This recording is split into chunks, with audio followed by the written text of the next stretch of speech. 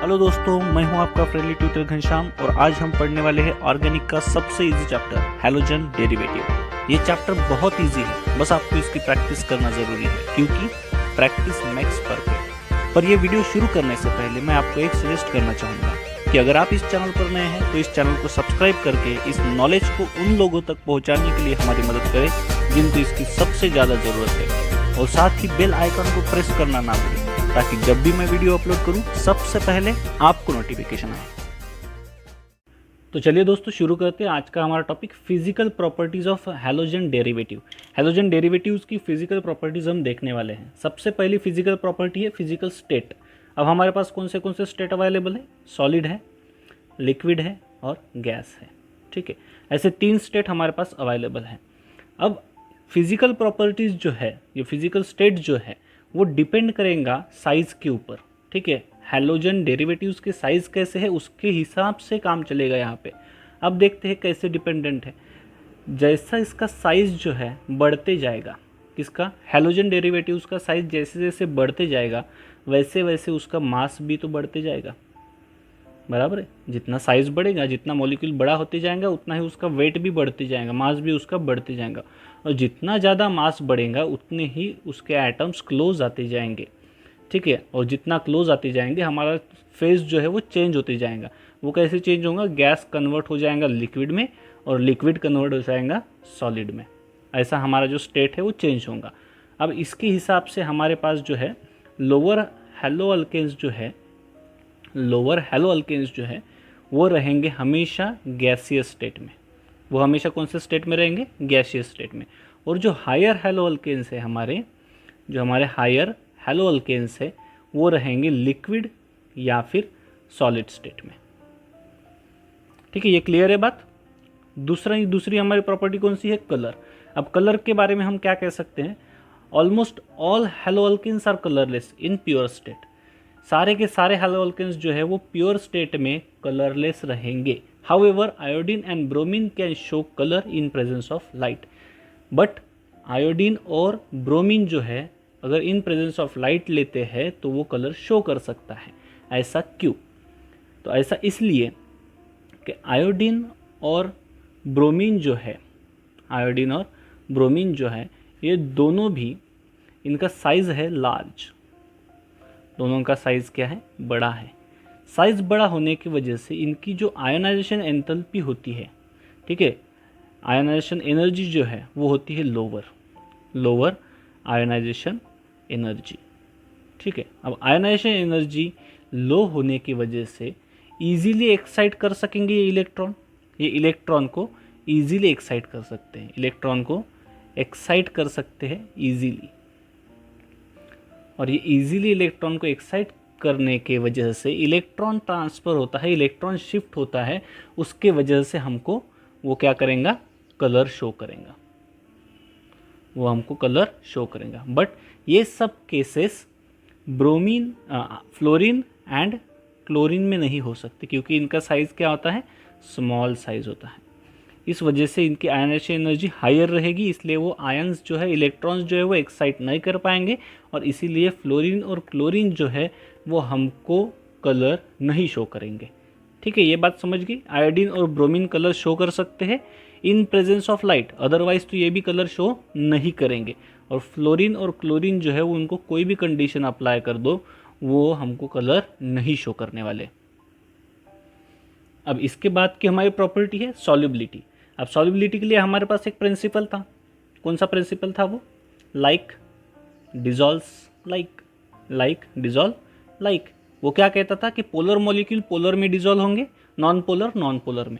अब हमारे पास जो हैलोजन डेरिवेटिव्स है उसको अगर मैं लिखता हूँ Rx, तो इसमें का जो x रहेगा वो डेल्टा निगेटिव रहता है और R जो है वो डेल्टा पॉजिटिव रहता है। इसका मतलब ये पोलर मॉलिक्यूल है, बराबर है, ये पोलर है। अगर मैं बोलता हूँ वाटर लेते हैं हम, तो वाटर आएगा HOH, तो ये आएगा डेल्टा निगेटिव और ये आएगा डेल्टा पॉजिटिव। अब ये भी पोलर है, वाटर भी पोलर है, तो दोनों भी सॉल्युबल होने चाहिए लाइक डिजॉल्व लाइक के हिसाब से। बट यहाँ पे आएगा हमारा एक्सेप्शन। केमिस्ट्री में हमेशा एक्सेप्शन बने रहेंगे, तो यहाँ पे हमारा एक्सेप्शन है, यहाँ पे ऐसा नहीं होगा। क्यों नहीं होगा? एक्सेप्शन है हेलो अल्केन्स, ठीक है, याद रखेंगे सॉल्युबिलिटी में एक्सेप्शन है haloalkanes, like dissolve like ये फॉलो नहीं करेंगे। अब ऐसा क्यों? अब हमारे पास जो है वाटर का स्ट्रक्चर होता है हाइड्रोजन, ऑक्सीजन और हाइड्रोजन, इस तरह का हमारा वाटर होगा। दूसरा जो मॉलिक्यूल है हमारा वो इस तरह से इसके साथ अटैच रहेगा, ठीक है, इनके बीच में एक बनेगा बॉन्ड और उस बॉन्ड को हम बोलते हैं हाइड्रोजन बॉन्डिंग, ठीक है, और इस वजह से हम सॉल्युबिलिटी शो कर सकते हैं। अब हाइड्रोजन बॉन्डिंग जो है उसमें इसको क्या करना पड़ेगा, पार्टिसिपेट करना पड़ेगा, किसको, RX को, जो हमारा हैलोजन डेरिवेटिव है, इसको क्या करना पड़ेगा, ये बॉन्ड जो है इसको ब्रेक करना पड़ेगा। अब बॉन्ड ब्रेक करके इसको खुद इसमें पार्टिसिपेट करना पड़ेगा। बट प्रॉब्लम ऐसा है कि इसके पास उतनी एनर्जी नहीं है, उसके पास उतनी एनर्जी नहीं है कि यहाँ का बॉन्ड ब्रेक कर सके और यहाँ पे जाके अपना अलग से नया बॉन्ड बना सके। इसीलिए हाइड्रोजन बॉन्डिंग बन नहीं पाती है, और हाइड्रोजन बॉन्डिंग नहीं बनती है इसलिए ये जो है सॉल्युबिलिटी शो नहीं करेंगे, ठीक है, जितने भी हैलो अल्केन्स हमारे हैं वो सॉल्युबिलिटी नहीं शो करेंगे।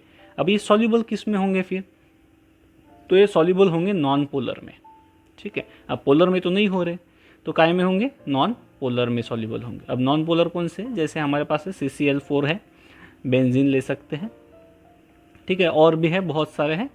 तो नॉन पोलर में हैलो अल्केन्स जो है हमारे सॉल्युबल होंगे।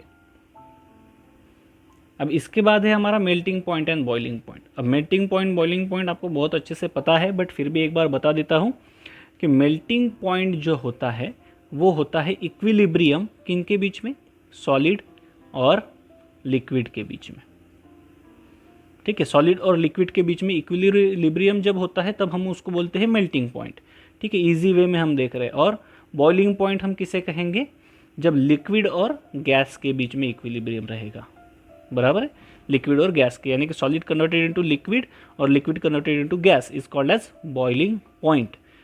ये समझ गया। अब देखो एक बात आपको कंसेप्ट पता होना चाहिए कि मेल्टिंग हो रहा है मतलब क्या हो रहा है, बॉइलिंग हो रहा है मतलब क्या हो रहा है। तो अगर मैं बोलता हूँ मेरे पास एक आध मॉलिक्यूल है, जैसे मैं लेता हूँ सबसे छोटा वाला लेते हैं X, ऐसा एक मॉलिक्यूल है, और एक ले लेते हैं hydrogen, hydrogen and hydrogen X, ऐसे मेरे पास दो मॉलिक्यूल्स है। तो ये दो मॉलिक्यूल्स के बीच में बॉन्डिंग रहती है, इस बॉन्डिंग को हम बोलते हैं इंटर मॉलिक्यूलर बॉन्डिंग, ठीक है, इंटर मॉलिक्यूलर बॉन्डिंग। अब क्या होता है, जब सॉलिड फेज में होता है कोई भी सब्सटेंस, तो वो ये जो इंटरमोलिकुलर बॉन्डिंग है वो बहुत स्ट्रांग हो जाती है और सारे जो एटम्स है वो बहुत पास पास पास पास रहते हैं, ठीक है, किस वजह से, ये बॉन्डिंग की वजह से। अब क्या होता है, जब हम इसको हीट करते हैं तो ये बॉन्डिंग टूट जाती है। कौन सी वाली बॉन्डिंग टूट रही है, इंटरमोलिकुलर बॉन्डिंग टूट रही है, यहाँ का बॉन्ड नहीं टूट रहा है, ये बात ध्यान में रखना, ये बॉन्ड्स नहीं टूट रहे हैं। बॉन्ड कौन सा टूट रहा है, इंटरमोलिकुलर बॉन्ड टूट रहा है, उस वजह से ये जो है मॉलिक्यूल्स थोड़े से दूर हो जाते हैं, तो काय में कन्वर्ट हो जाएंगे, लिक्विड में आ जाएंगे। और इससे भी अगर दूर जाते हैं तो ये बन जाएगा हमारा गैस। समझ रहे हैं, जितने उसके मॉलिक्यूल्स दूर दूर जाएंगे उतना ही उसका कन्वर्जन होते जाएगा, solid to liquid, liquid to gas. ये एक बात समझ गई। इसके ऊपर से हम क्या कंक्लूजन निकाल सकते हैं, अब मेल्टिंग और बॉइलिंग पॉइंट जो है हमारा वो अफेक्ट होता है साइज़ के हिसाब से। जैसे देखते हैं, जैसे ही साइज़ बढ़ते जाएगा वैसे वैसे उसका मास भी बढ़ते जाएगा, बराबर है। Size increase is directly proportional to mass increase. अब जितना मास बढ़ते जाएगा उतना ही उसका फोर्स ऑफ अट्रैक्शन भी बढ़ेगा, फोर्स ऑफ अट्रैक्शन बढ़ेगा, ठीक है। अब फोर्स ऑफ अट्रैक्शन बढ़ेगा तो उसका melting point and boiling point जो है वो भी क्या होते जाएगा, इंक्रीज होते जाएगा।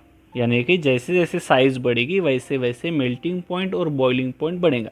डायरेक्टली हमारा क्या इक्वेशन बन सकता है कि increase in size is directly proportional to the increase in melting point and boiling point, ठीक है। इसके ऊपर से एक आध एग्जाम्पल हम देख लेते हैं जो हमको एग्जाम में काम आएंगे। तो सपोज करें कि हमारे पास ऐसा एक क्वेश्चन दिया हुआ है और इसको बोल रहे हैं कि अरेंज करो इनको according to increase in boiling point या फिर इंक्रीज इन मेल्टिंग पॉइंट, इसको अरेंज करना है हमको। अब हमने अभी अभी देखा था कि जितना साइज़ बढ़ेगा उतना उसका मेल्टिंग पॉइंट और बॉइलिंग पॉइंट भी बढ़ते जाएगा। अब हम देखते हैं यहाँ पे CH3 जो है वो कॉमन है, ठीक है, तो इसको तो हम इग्नोर कर सकते हैं क्योंकि हर एक इसमें सेम है। अब रह गया हमारा फ्लोरीन, क्लोरीन, ब्रोमीन और आयोडीन। तो हमको पता है जैसे जैसे हम नीचे जाएंगे पीरियोडिक टेबल में, फ्लोरीन, क्लोरीन, ब्रोमीन और आयोडीन नीचे नीचे जैसे जाते हैं उतना उसका साइज़ बढ़ते जाता है, इसका मतलब उसका मास भी बढ़ते जाएगा। अब मास बढ़ रहा है, इसका मतलब इसका मेल्टिंग पॉइंट और बॉइलिंग पॉइंट भी बढ़ेगा। अब मास किस डायरेक्शन में बढ़ रहा है, इससे इसका मास ज़्यादा है, इससे इसका मास ज़्यादा है, इससे इसका मास ज़्यादा है। इस हिसाब से हो गया हमारा ये क्या हो गया, मेल्टिंग पॉइंट और बॉइलिंग पॉइंट किस हिसाब से इंक्रीज होता है, इसका हमारा इक्वेशन। अगर ऐसा क्वेश्चन आता है तो हम इजीली इसको सॉल्व कर सकेंगे।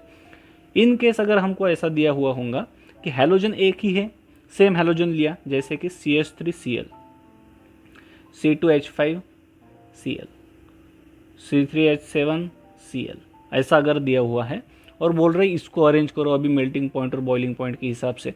अब हमारा हैलोजन तो सेम है, अब बढ़ क्या रहा है, इसकी चेन बढ़ रही है, किस डायरेक्शन में बढ़ रही है, इधर ज़्यादा हो रही है, इसका मतलब मेल्टिंग पॉइंट बॉइलिंग पॉइंट भी इस डायरेक्शन में बढ़ेगा, यहाँ पे कम होते जाएगा।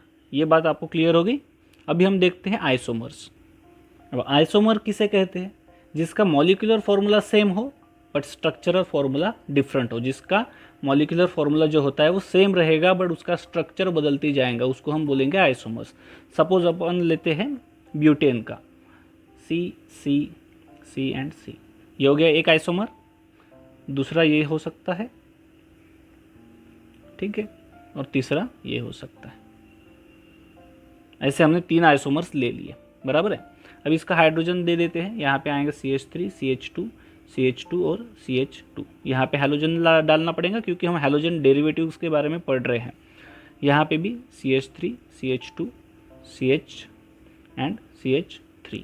यहाँ पे क्या आएगा Cl, यहाँ पे CH3 और CH3, यहाँ पे Cl।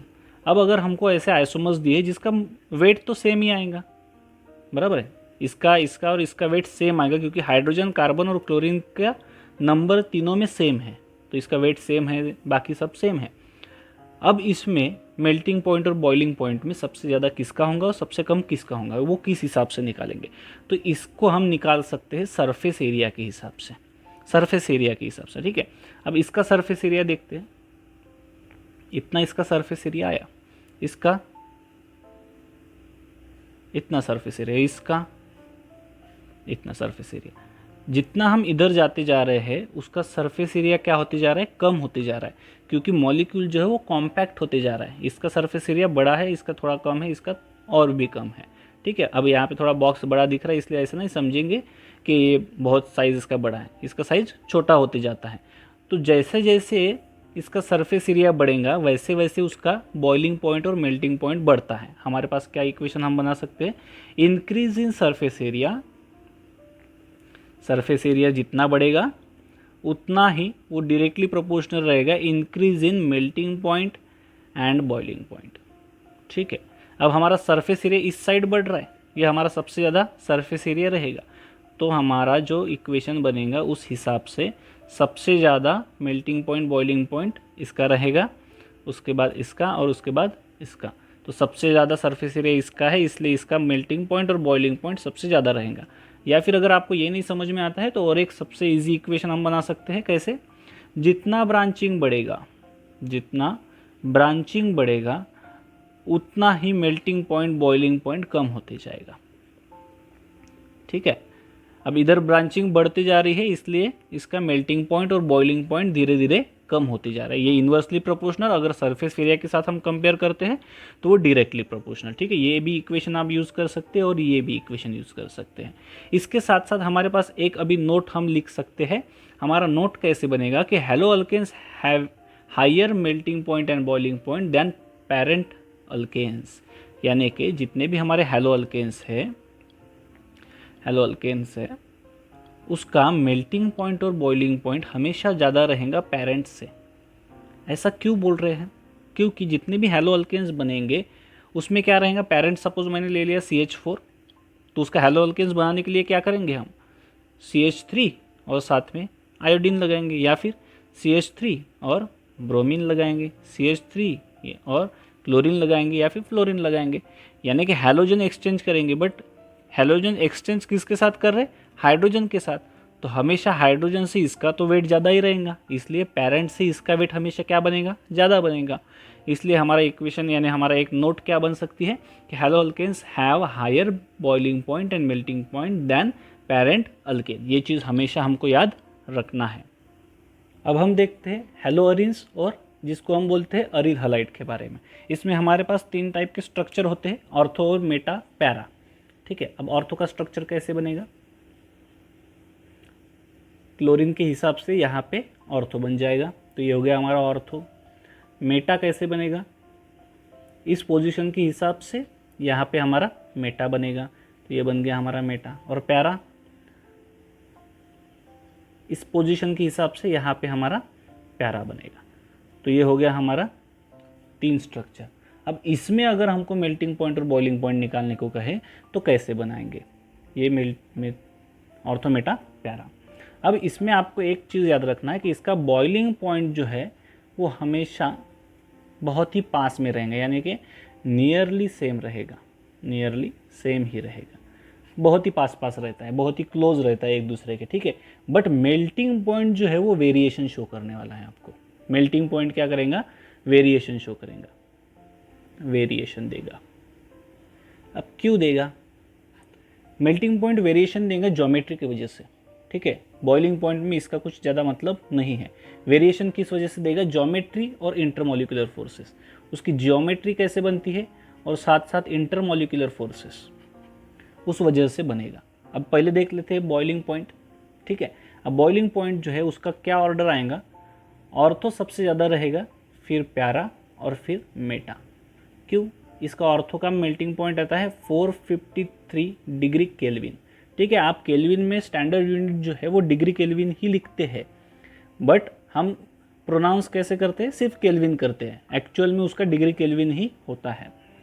उसके बाद पैरा का क्या आता है 448 डिग्री केल्विन और मेटा का आता है 446। सबसे कम आएगा मेटा का, सबसे ज़्यादा आएगा ऑर्थो का।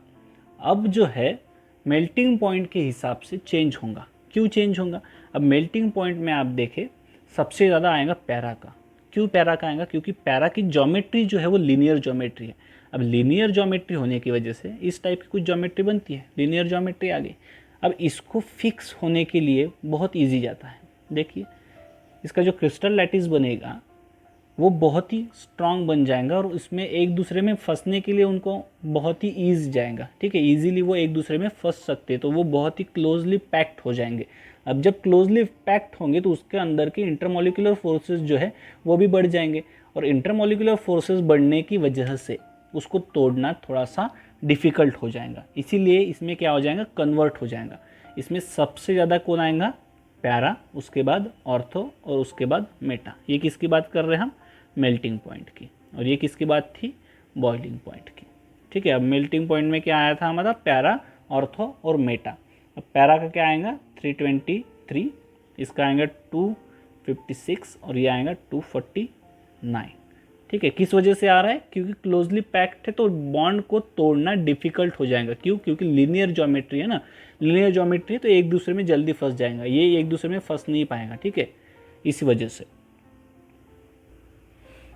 अब देखते हैं फिफ्थ वाली प्रॉपर्टी, स्टेबिलिटी। स्टेबिलिटी क्या रहेंगी हैलोजन डेरिवेटिव की, वो भी हमको पता होना चाहिए। जैसे कि अगर मैं लेता हूँ CH3F, CH3Cl, CH3Br and CH3 iodine. ठीक है, ऐसे अगर लेता हूँ तो इनमें सबसे स्टेबल कौन रहेगा, इसका क्या ऑर्डर आएगा, ये भी तो हमको पता होना चाहिए।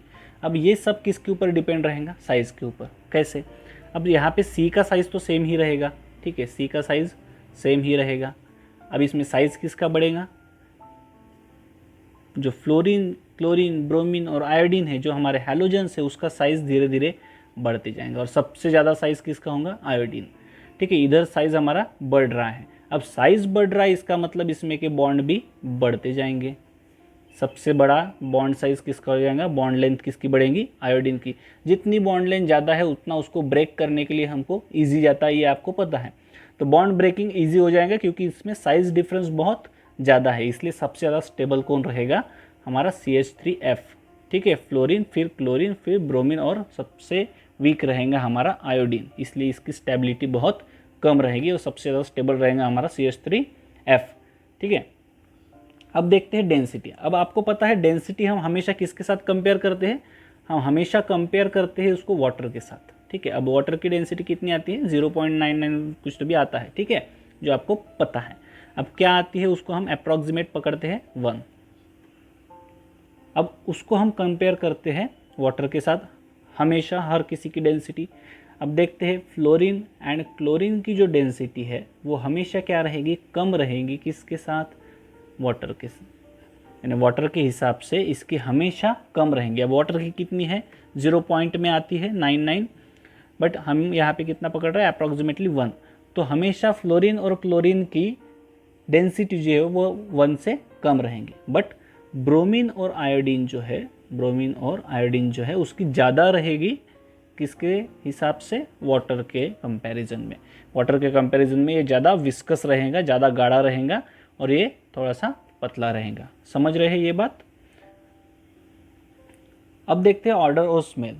अब देखिए यहाँ पे जो हमारे हैलोजन डेरिवेटिव्स होती है वो 2 टाइप में डिवाइड होते हैं। कैसे कैसे, एक है वोलाटाइल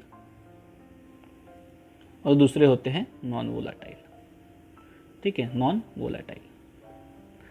अब जो वोलाटाइल है वो स्वीट स्मेल देते हैं, वो स्वीट वाली स्मेल देते हैं। स्वीट स्मेल पता है आपको, हम घर में जो पूजा वगैरह करते हैं तो पूजा करते वक्त हम जो सेंट करके एज अ परफ्यूम करके जो चीज़ यूज़ करते हैं वो होते हैं, स्वीट स्मेल आता है उसका। तो अगर वोलेटाइल हमारे हैलोजन डेरिवेटिव्स है तो वो स्वीट स्मेल देंगे या फिर स्वीट ऑर्डर देंगे, दोनों भी सेम आता है। बट अगर नॉन वोलेटाइल है तो उसको does not have any specific order, not have specific order, इसको कोई ऐसा स्पेसिफिक स्मेल नहीं रहेगा। बट अगर वोलाटाइल है तो वो स्वीट स्मेल देंगे, ये बात आपको याद रखना है। अब हम देखते हैं इसकी सबसे इम्पोर्टेंट प्रॉपर्टी जो ज़्यादातर लोग बताते नहीं हैं, हम एक बार देख लेते हैं, बहुत ही ईजी है। और वो प्रॉपर्टी है हमारी डायपोल मोमेंट। ठीक है, डायपोल मोमेंट का क्या फॉर्मूला आता है, mu is equal to d into q, ऐसा फॉर्मूला होता है। उसमें का जो डी है वो क्या होता है हमारा, where d is a distance और q होता है चार्ज, q होता है चार्ज। इन दोनों का मल्टीप्लाई जब करेंगे तब हमको मिलेगा डायपोल मोमेंट। अब डायपोल मोमेंट हैलोजन डेरिवेटिव में क्या ऑर्डर फॉलो करता है ये हमको पता होना चाहिए। उसके पहले हम देखते हैं चार्ज किसके ऊपर डिपेंड रहेगा, q डिपेंड रहेगा इलेक्ट्रोनिगेटिविटी के ऊपर। किसके ऊपर, इलेक्ट्रोनिगेटिविटी। जितनी इलेक्ट्रोनेगेटिविटी ज़्यादा उतना ही उसका चार्ज ज़्यादा, और जितना उसका चार्ज ज़्यादा जितना उतनी ही उसकी डायपोल मोमेंट ज़्यादा। ठीक है, अब हमको पता है इलेक्ट्रोनेगेटिविटी का ऑर्डर क्या है। अगर मैं लेता हूँ हैलोजन डेरिवेटिव्स हमारे fluorine, chlorine, bromine and iodine, अगर मैं हैलोजन डेरिवेटिव लेता हूँ, अगर मैं बोलता हूँ कि सब कुछ डिपेंड रहेगा हमारा इलेक्ट्रोनेगेटिविटी के ऊपर, तो सबसे ज़्यादा इलेक्ट्रोनेगेटिविटी किसकी है, फ्लोरीन, उसके बाद क्लोरीन, ब्रोमीन और आयोडीन। ठीक है, तो सबसे ज़्यादा कौन है इलेक्ट्रोनेगेटिव, फ्लोरीन। इस हिसाब से डायपोल मोमेंट सबसे ज़्यादा किसकी होनी चाहिए, CH3F की। बट ऐसा नहीं है, यहाँ पे है हमारे पास एक्सेप्शन, एक्सेप्शन है। ठीक है, केमिस्ट्री में हमेशा एक्सेप्शन बनते रहेंगे। अब एक्सेप्शन क्यों है, क्योंकि क्लोरीन और फ्लोरीन जो है इनके बीच में इलेक्ट्रॉन गेन एंथैल्पी में डिफरेंस आता है। अगर हम देखते हैं इलेक्ट्रॉन गेन एंथैल्पी, ठीक है, इलेक्ट्रॉन गेन एंथैल्पी में क्लोरीन जो है उसकी इलेक्ट्रॉन गेन एंथैल्पी ज़्यादा है एज़ कम्पेयर टू फ्लोरीन।